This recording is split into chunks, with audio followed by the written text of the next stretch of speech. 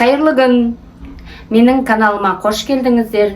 Менің каналымда пайдалы кеңестер көп болады. Бүгін мен сіздерге вешалканы пайдалы ықшамды етіп пайдалануды көрсетемін. Ол үшін бізге мынандай баночный напитоктың открывашкасы керек. Мен төртеуін дайындап қойдым. Мінекей, дайындап қойдым. И вешалкам бар. Ол үшін бізге міне вешалка и соған мына бүйтіп саламыз.